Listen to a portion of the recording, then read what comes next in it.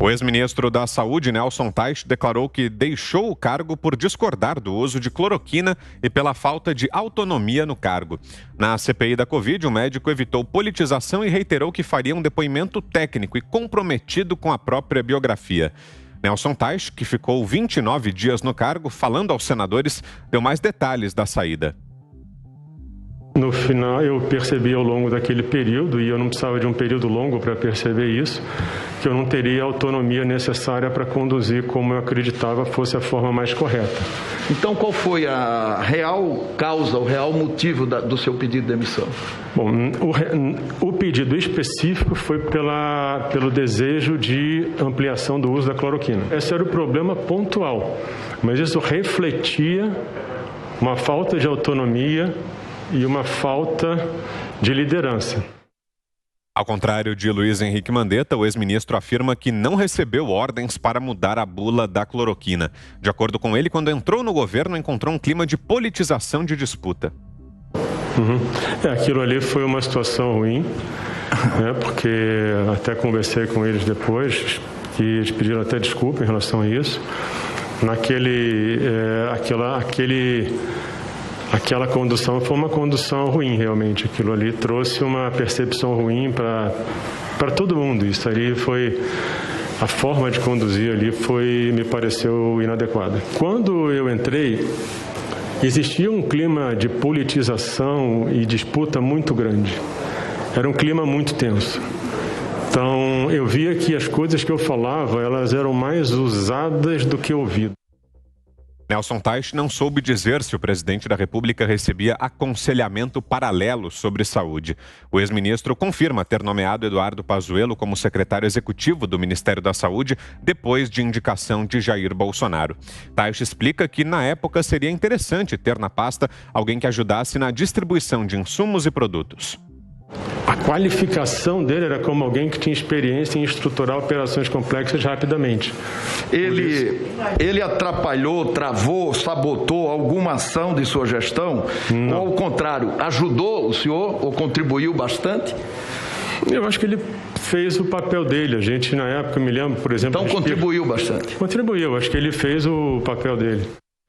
Sobre vacinas, Nelson Teich ressalta que estava conversando com a Janssen e a Moderna antes de sair do ministério em maio de 2020. A Comissão Parlamentar de Inquérito da Pandemia vai ouvir na próxima semana nomes que ocuparam postos importantes do governo Jair Bolsonaro, representantes de órgãos da área da saúde e empresas farmacêuticas. Foram confirmados os depoimentos de Fábio Weingarten, ex-secretário de Comunicação da Presidência, do ex-chanceler Ernesto Araújo, do secretário de Saúde do Amazonas, Marcelo Campelo, e dos representantes do Instituto Butantan, da Fiocruz, da Pfizer e da União Química. É assim que a gente abre, então, nosso programa desta quarta-feira. Vamos direto a Brasília. José Maria Trindade. E aí, Zé, como foi esse segundo dia aí de depoimentos na CPI? Se repetiu aquilo que acompanhamos ontem, ataques ao presidente Jair Bolsonaro por parte de mais um ex-ministro? Foi isso, Zé? Boa noite. Nem foi isso, viu? O Nelson Teich foi ali mais pragmático, viu? Muito boa noite, Vitor. Boa noite, Fiuza. Boa noite, Ana. E uma boa noite especial ao nosso compadre Augusto Nunes, que não está aqui hoje, mas está nos acompanhando. A situação é a seguinte: a oposição esperava um depoimento bomba, rancoroso do Nelson Teich. Isso não aconteceu, definitivamente. Isso não aconteceu. Sabe por quê? Não houve intervenção brusca ou ilegal do governo no Ministério da Saúde e nem poderia. Eu vou cansar de dizer aqui, o presidente da República eleito é o presidente Jair Bolsonaro. Esta função foi criada para tomar decisões importantes, arriscadas, e é essa coragem que o presidente Jair Bolsonaro tem e é isso que ele faz. Não sei quem disse ao Congresso Nacional, a esses senadores de oposição e aos ex-ministros, pelo visto, que ao ser nomeado ministro, alguém toma poderes no governo paralelos ou acima do presidente da República. Não é assim. O ministro é um assessor do presidente, um assessor importante, de primeiro escalão do governo, mas é e continua sendo assessor. Uma opinião de um ministro não tem que ser seguida pelo presidente da República e muito menos seguida à risca. Além disso, estamos lidando e ainda estamos com um vírus de dimensões internacionais e que ultrapassa em muito apenas a problemática da saúde. Ele envolve o Ministério da Justiça, porque também tem a possibilidade ali de lutas judiciais em torno de lockdown. Envolve o Ministério da Economia, porque impacta diretamente a economia do país.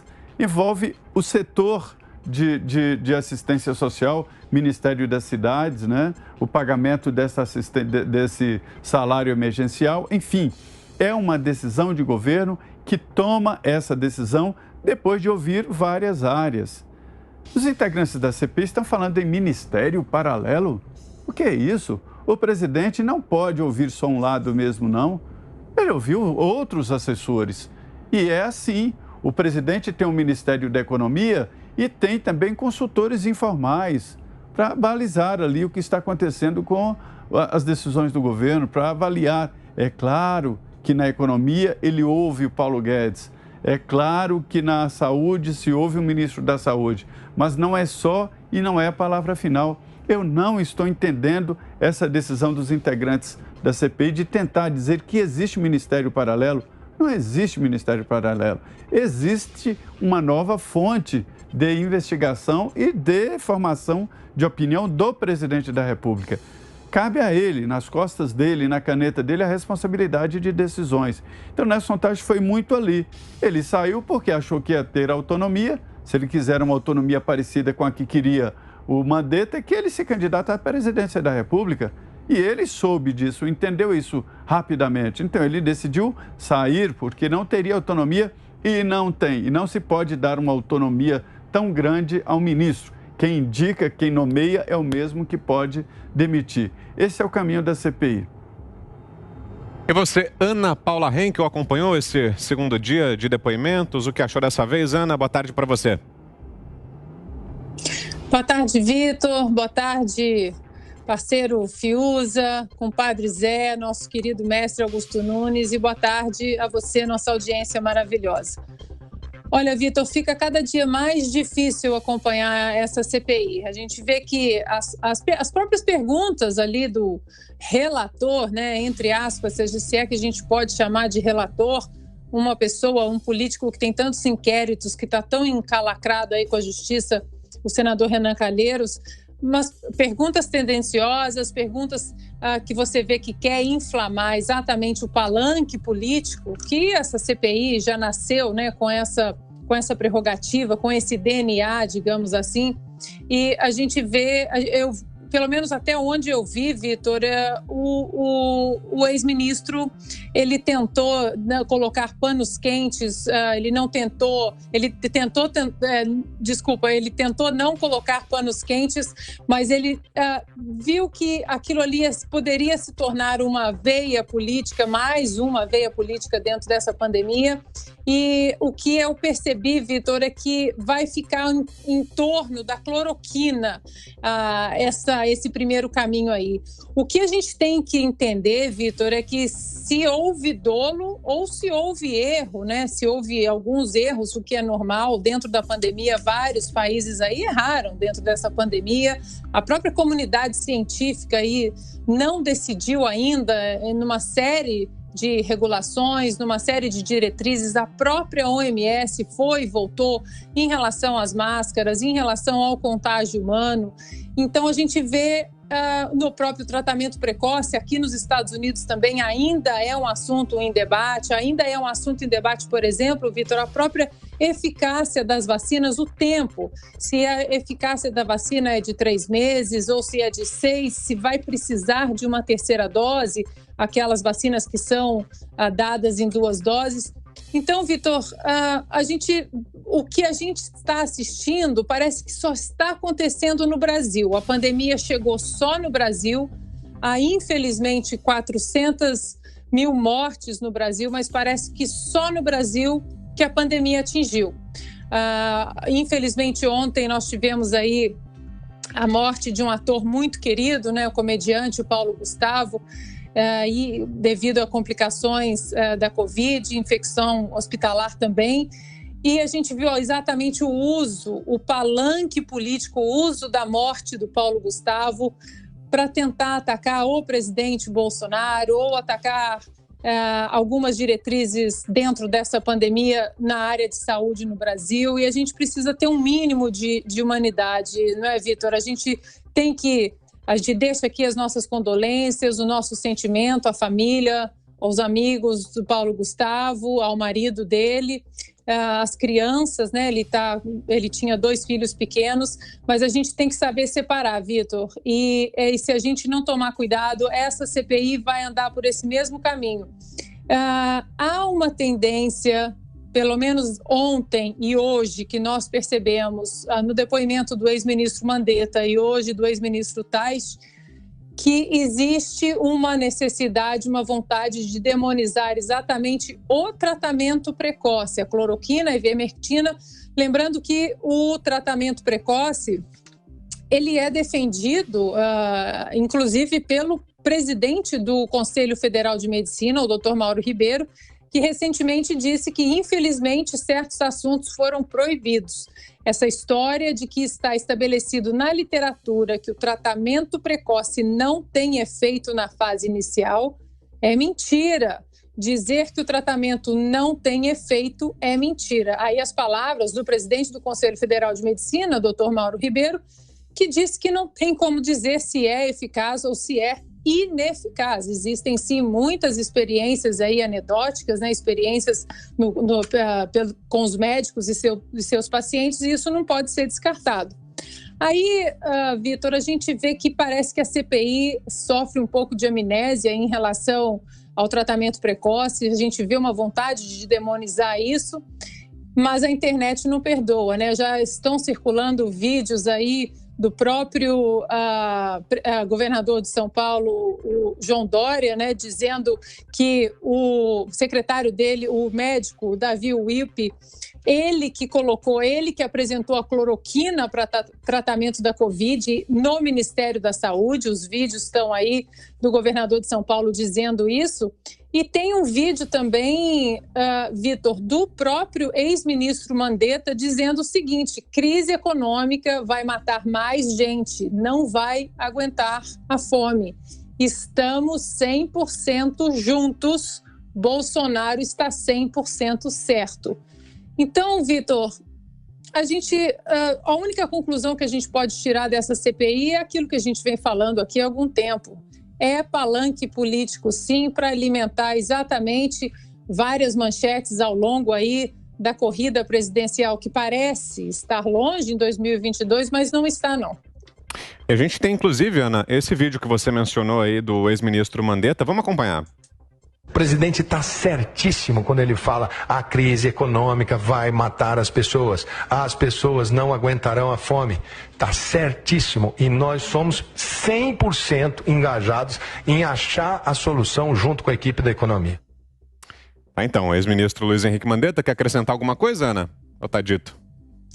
Não, está dito. A internet está aí, né? A internet não perdoa. A gente vê que o próprio ex-ministro Taish, logo que foi nomeado ao cargo, ele foi chamado aí de inúmeros nomes, até impublicáveis aqui no nosso espaço, mas assim que ele saiu, pouco tempo depois, né, quase um mês que ele ficou no cargo, aí ele foi elevado, colocado aí ao posto, né, de santo, disso, daquilo. Então a gente vê, Vitor, que a gente tem que filtrar muito. A gente pode fazer críticas ao governo, a gente pode questionar alguns erros dentro da pandemia, erros que estão sendo cometidos no mundo inteiro, aqui nos Estados Unidos também. O próprio governo Trump cometeu alguns erros, depois corrigiu. Os estados foram mostrando, né, ali as 50 administrações dentro dos Estados Unidos.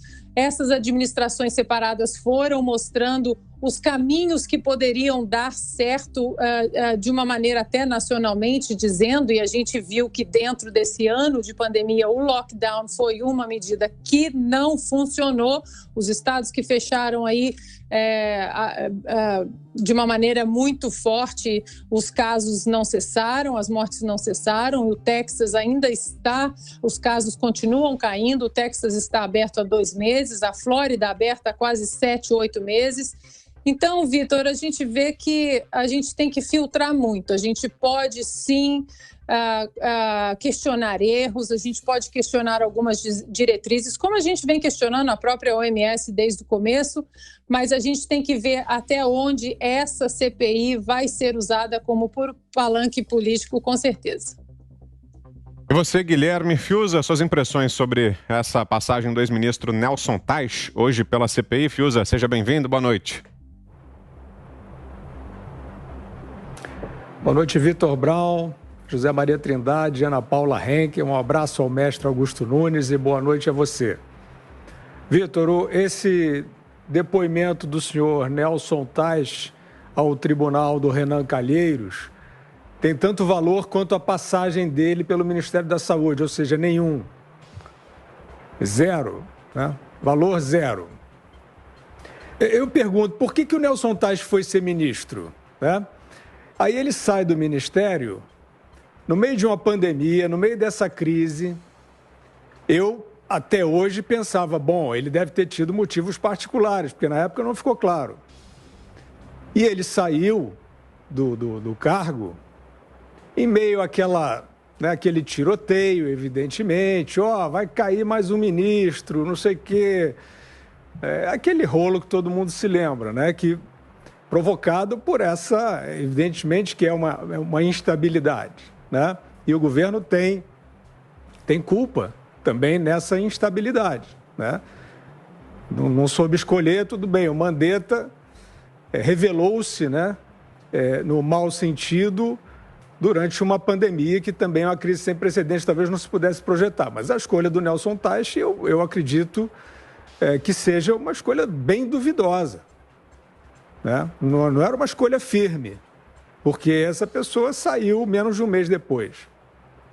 Agora, quando saiu, o senhor Nelson Teich saiu até com elegância, mas já falava nesse negócio de biografia. Eles são aficionados com o negócio da biografia, né? Vocês já repararam, né? Não sei o que é porque a minha biografia, companheiro, é o seguinte: no meio de uma crise humanitária desse tamanho, não é biografia, é serviço público, é servir. Então, a pergunta que eu faço é a seguinte: o ministro saiu em silêncio, né, dizendo que tinha suas razões. Eu sempre fiz essa observação com muito cuidado, porque sabe-se lá que razões, né? Podem ser razões pessoais graves, é preciso respeitar. Né? E não falava nada sobre autonomia, sobre cloroquina, não sei o quê. Um ano depois ele vem no tribunal do Renan Calheiros falar que não tinha autonomia e o problema era cloroquina.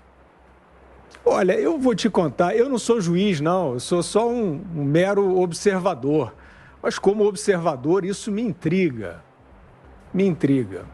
Então ele não tinha autonomia. E aí ele descreve uma situação em que o ambiente era horrível, era uma brigalhada, era uma disputa. Eu imagino que seja que fosse.